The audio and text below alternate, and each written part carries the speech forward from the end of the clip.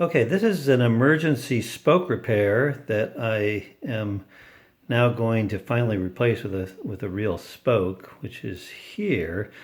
But this lasted a couple hundred miles. So basically what I did was took the existing spoke that broke and just twisted it, tied a bunch of very strong twine on, and then instead of going through the actual hole, which is over here, I actually just went to a nearby crossover of some spokes, and I was able to tie several strands of the twine by doing that.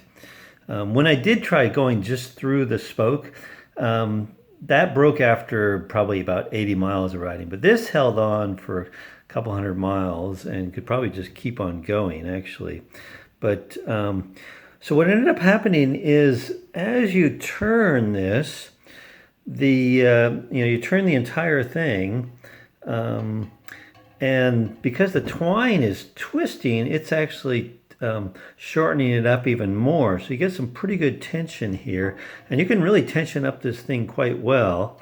If it doesn't hold, if it wants to untwist, all you do is you take a paper clip and go from this over to a spoke, and that'll hold it from untwisting. I did that for a while, but it wasn't necessary in the end.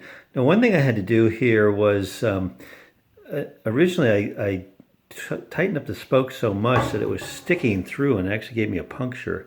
So you can't see it here, but what I've actually done is underneath here I have a little bit of aluminum that came from a Coke can, and then some duct tape over that, and then my rim strip on top of that. So that's the way I handle the fact that as you tighten that, you may end up tightening it too much and having the spoke end poke through.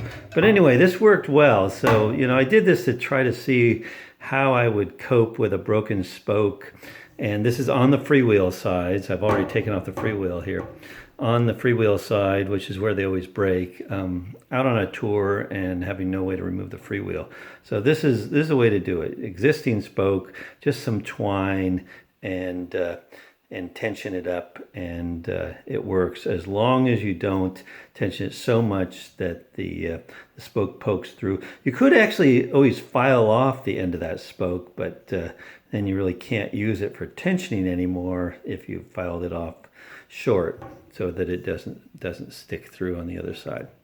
So anyway, hope that helps somebody. I searched YouTube for how to do this and didn't find this technique, so I thought I'd post this to help other people who are trying to get their bike working again.